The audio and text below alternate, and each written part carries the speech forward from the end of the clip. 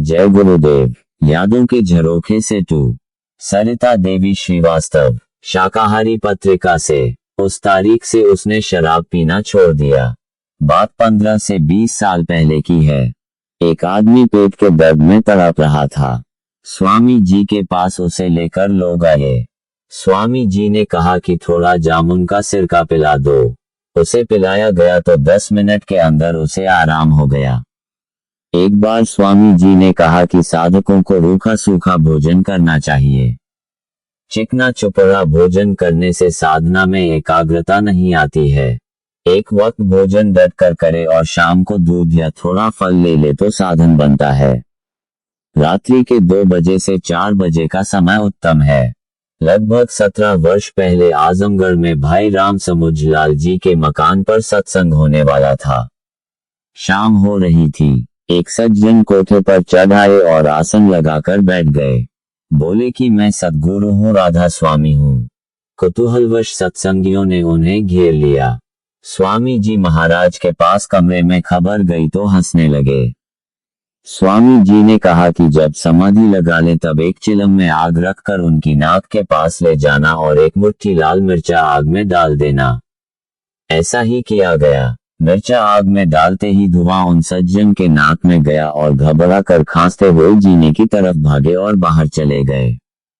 दोबारा फिर उन सद्गुरु के दर्शन नहीं हुए। स्वामी जी ने कहा कि नकल करने वाले हमेशा मारे जाएंगे। गोरखपुर में जब सत्संग की शुरुआत हुई तो काफी विरोध हुआ। धार्मिक संस्थाओं ने भी खुलकर विरोध किया। एक परिवार में एक स्त्री ने नामदान ले लिया था और सत्संग में बराबर आती थी। उसका पति बड़ा विरोधी था। स्वामी जी को बहुत कुछ कहता था किंतु स्त्री उससे बार बार सत्संग में आने का आग्रह करती रही। शराबी को समझाने का काम आसान नहीं होता।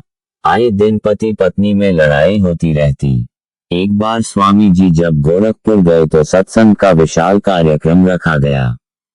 स्त्री ने जिद किया और कहा कि कम से कम चलकर दर्शन कर तो आओ।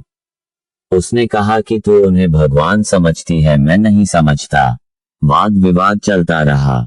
झुंझलाकर आदमी ने कहा कि अगर तुम्हारे स्वामी यह बता देंगे कि मैं शराब की बोतल लिए हूं तो आज से ही शराब पीना छोड़ दूंगा और मान लूंगा कि बाबा जी पहुंचे हुए महात्मा हैं।